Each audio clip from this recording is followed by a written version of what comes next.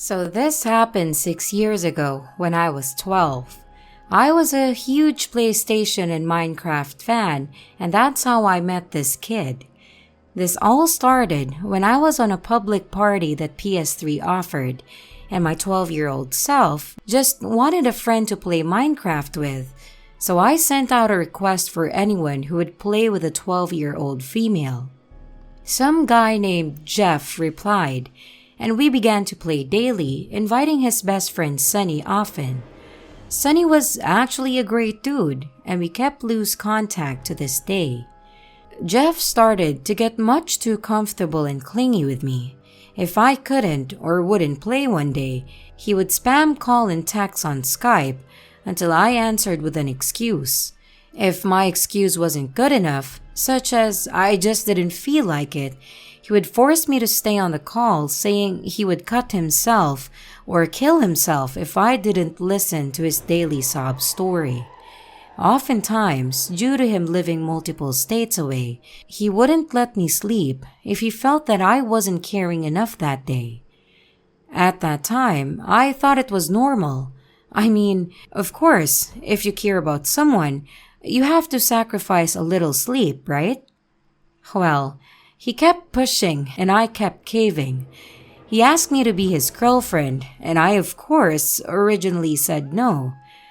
Then, he was threatening to cut and kill himself again, saying that he loved me and I wouldn't give him a chance, that I was heartless and never cared about him for real. I wasn't comfortable dating him. I didn't trust him much. Then Sunny called me and told me how bad it was, how he was crying and making plans to kill himself because I rejected him. Sunny begged me to give him a chance, and I couldn't say no. So, we started dating. Yes, I know the irony. I was the Minecraft girlfriend, but as a boyfriend, he was even worse than ever before. He would ask about guy friends that I would hang out with at school. He knew I struggled with my gender and hung out with mostly guys because I felt more like a guy. And this made him extremely angry and jealous. He told me to stop hanging out with all my guy friends at once and to make him happy so he wouldn't hurt himself.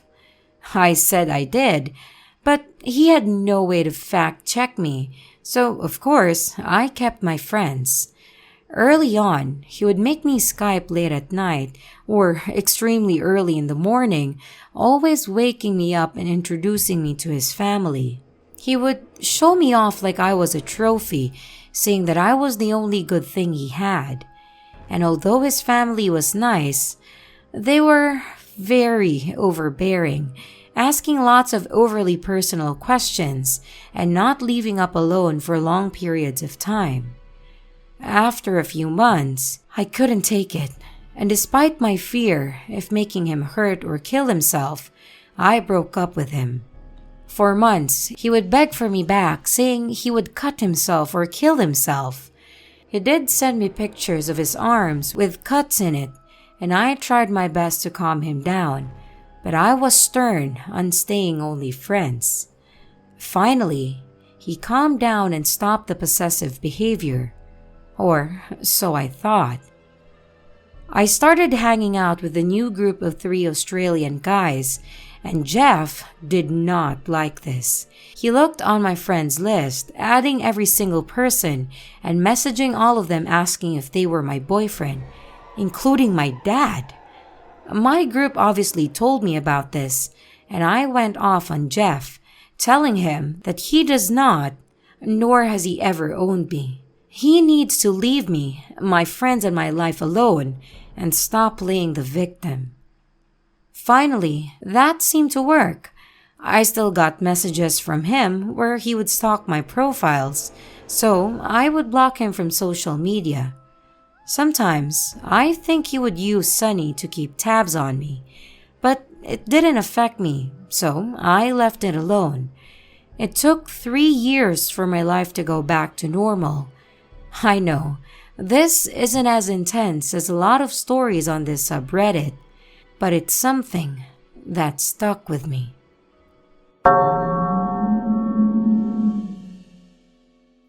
This is a messed up story with so many details that I'm not sure how to structure it. I'll probably forget to add some parts, but I'll divide it into chapters so it'll be easier to navigate. I used to live in Stockholm, Sweden. There I attended high school and met my then boyfriend Jack. He will come into play later. I had a GIFyo back when that was a thing. I used to use GIFs to link to my blog to show makeup, hairstyles, etc.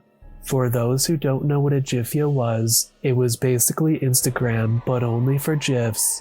The site did have its downsides, particularly the nasty sexual messages you could get quite often. Then this person Robin started following me and was so nice and friendly. It felt genuinely like Robin wished me all the best and made me happy whenever he or she would write.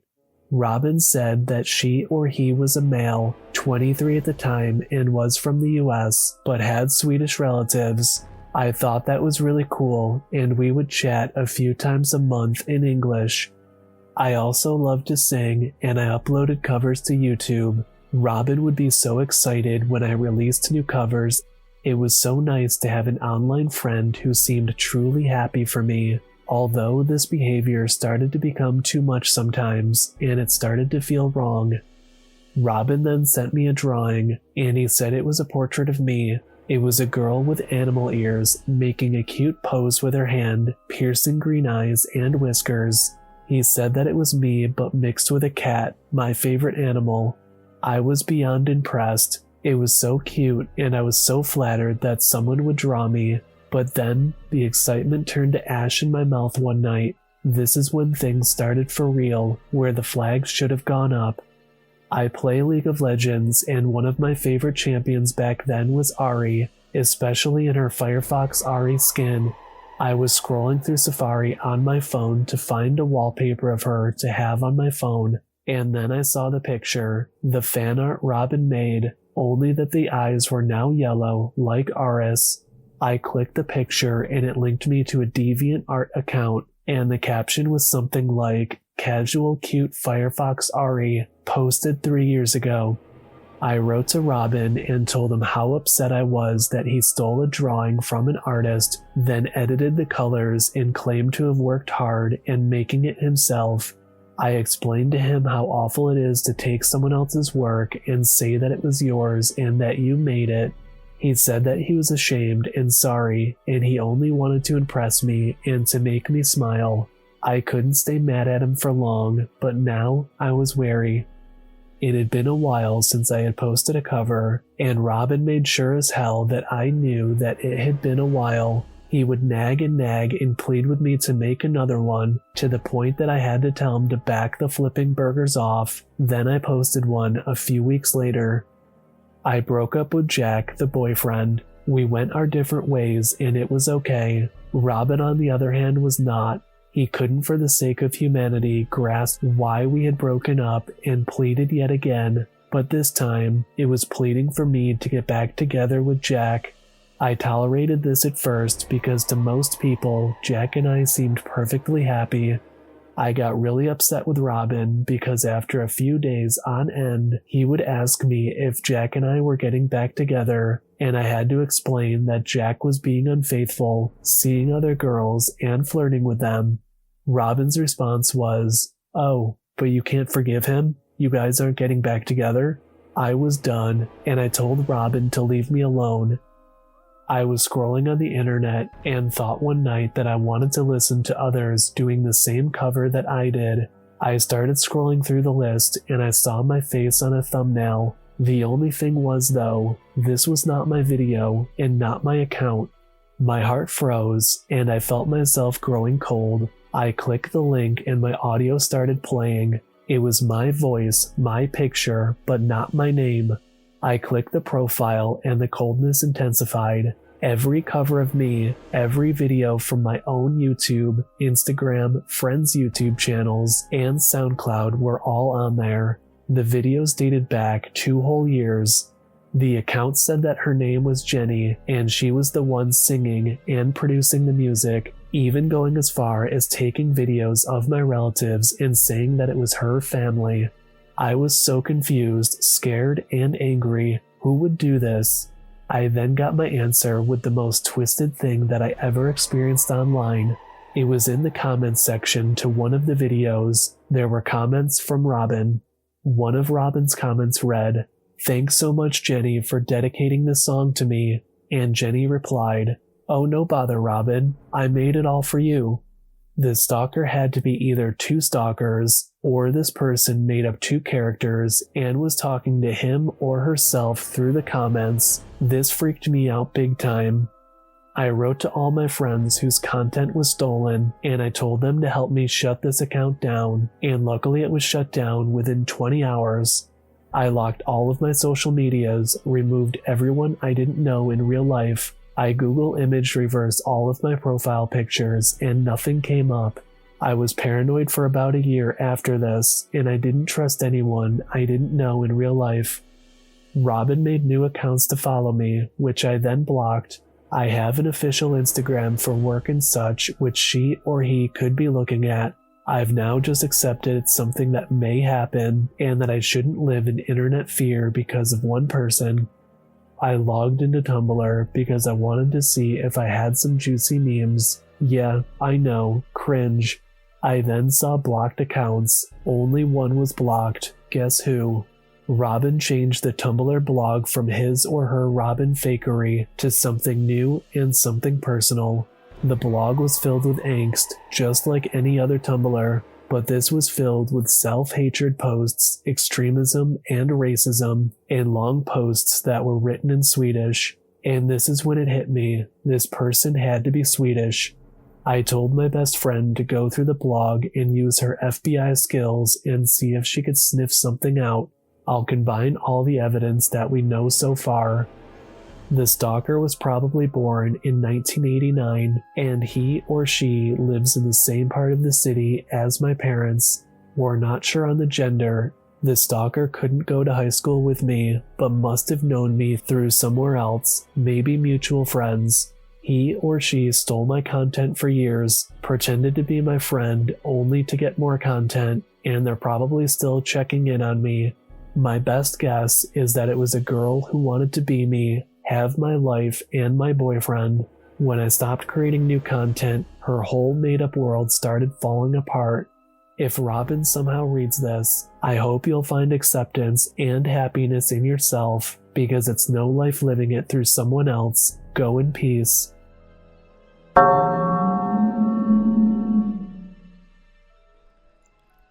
So let me get a couple of things straight. Our little village was the kind of place where everyone knows everyone, and I could count the amount of houses with two hands.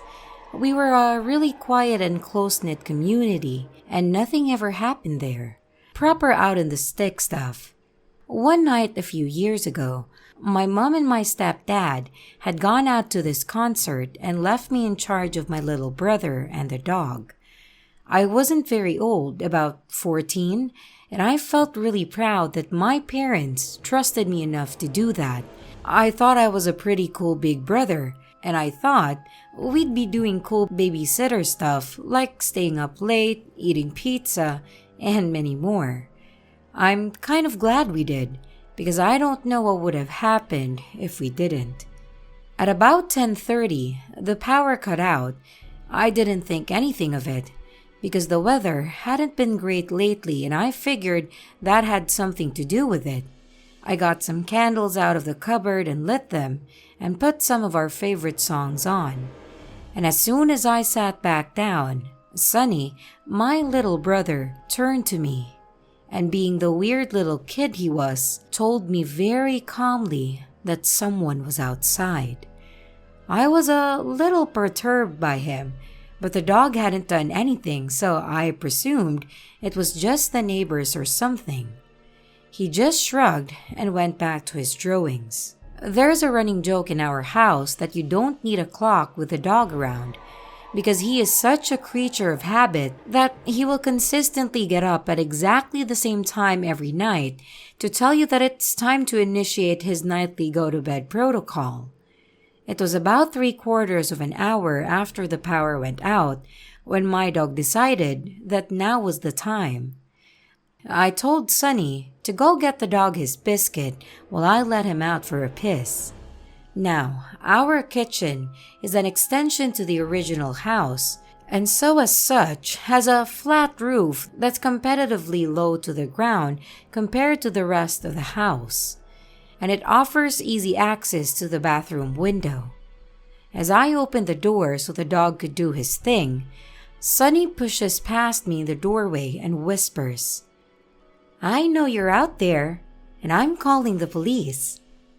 As he turned around, with the biggest and proudest smile you have ever seen on his face, there was a very distinct rustling coming from just above the doorway. I don't think I'll ever forget the way Sonny's face dropped when he looked just above my head. I looked up, and the man sitting on the roof above panicked, tried to kick me, and then ran off into the next door's garden, and presumably into the cornfield surrounding our village. I was scared shitless, and Sonny was bawling his eyes out. I ushered him inside as quickly as I could and got a knife from the kitchen. We both went to his room and told him to try and get some sleep while I waited for our parents to come back. It was an agonizingly long 4 hours before they did. My stepdad immediately went outside to check if everything was all right, and I heard them talking about something had smashed the fuse box. Obviously, we called the police, but they didn't come until later that day. They did a search of the immediate premises and found a makeshift bed in a nearby disused barn, along with pictures of silhouettes of us in the shower through the frosted glass. I think it's pretty safe to say that the whole experience definitely shook us up, because we moved out as soon as we could, but I still shut curtains whenever I can, and I see shadows underneath every door that I see. Sonny keeps quiet about it, but I'm not sure if that's just because his brain has cut it out or what. So yeah, weird kitchen roof stalker. Let's not meet.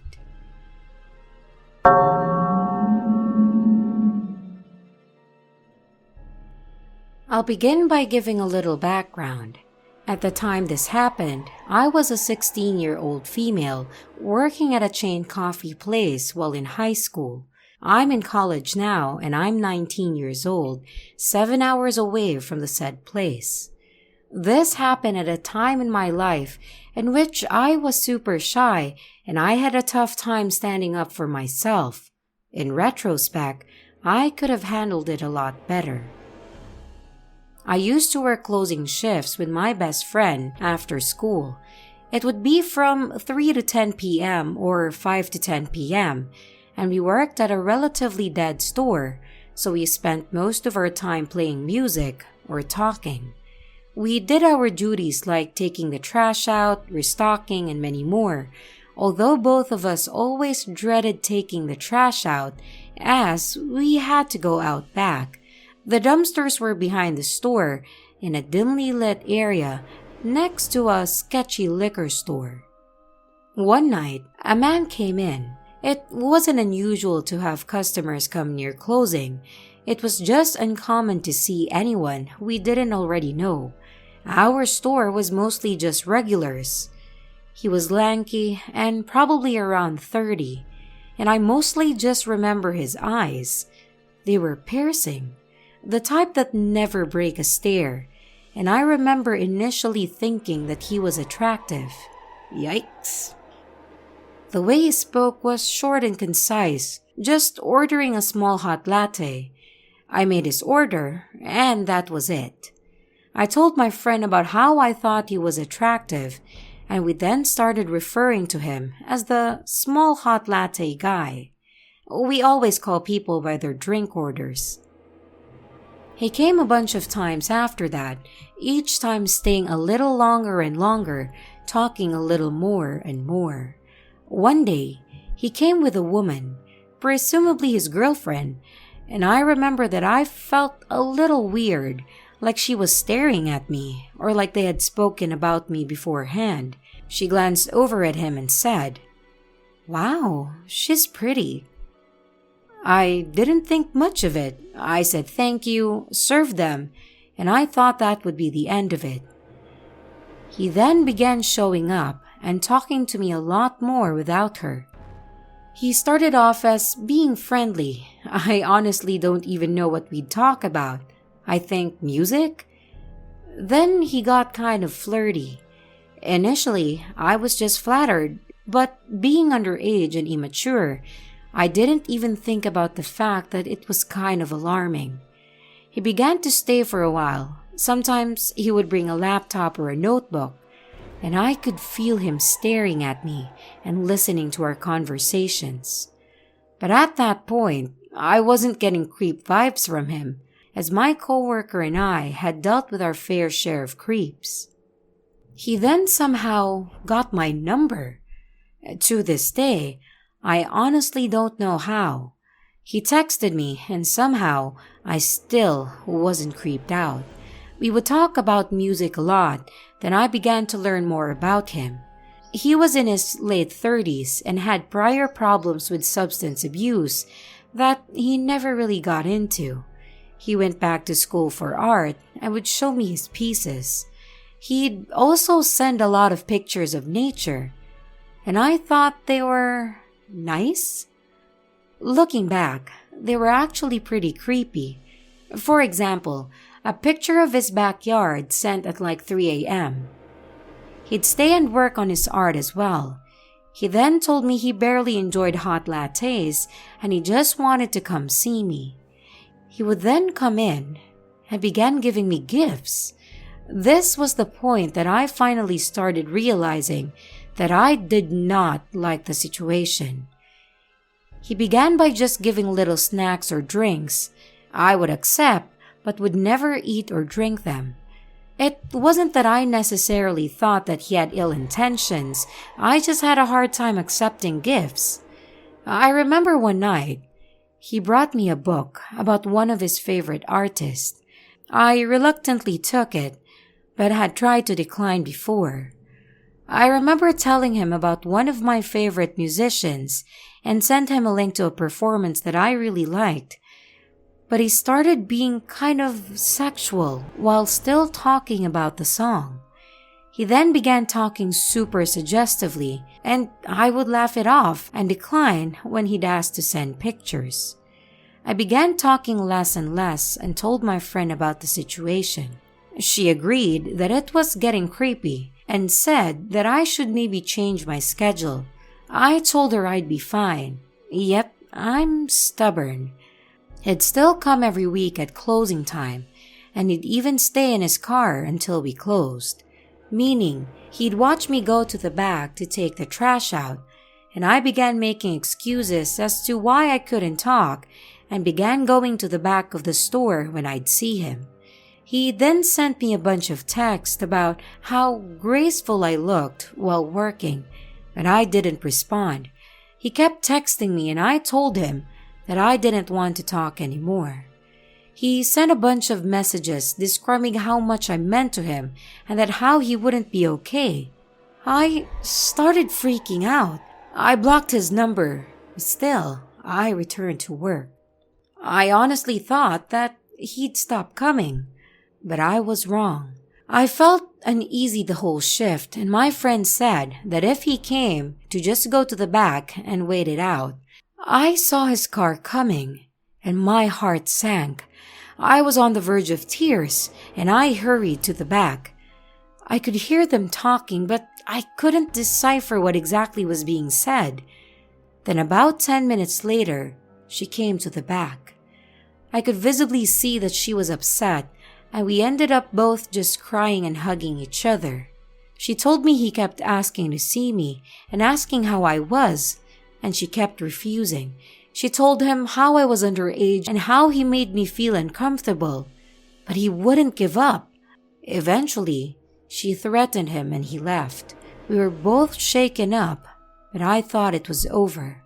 It was time to take out the trash and lock up, and we both felt okay. I was opening the door while juggling like 3 bags of trash and saw something on the ground.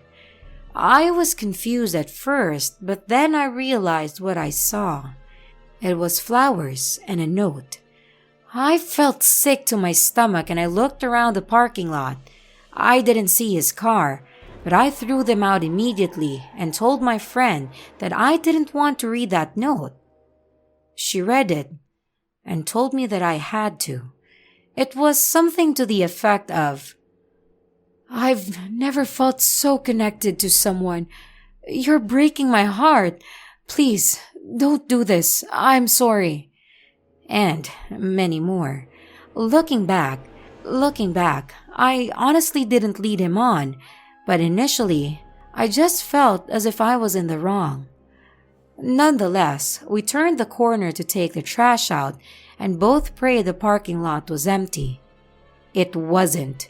Let's just say, the trash was not going to get taken out that night. I continued working there, and I still worked there on my breaks from college. I had different hours after that, and the summer I was going to leave for my freshman year, I saw him again. It was around 3 p.m. It was busy.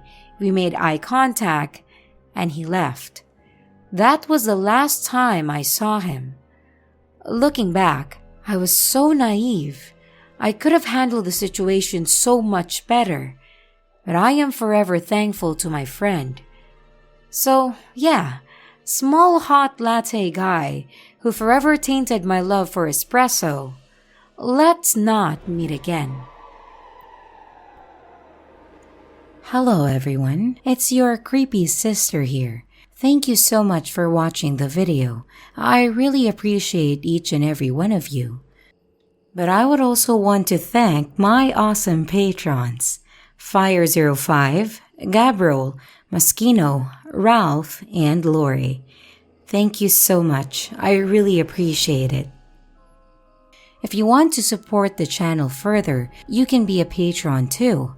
But remember, it's appreciated, but never a requirement. I would also like to announce that we have merch now. The link is in the description of the video, along with all my other social media links, like my Discord server, Twitter, Instagram, and others. You can connect with me and send your stories there.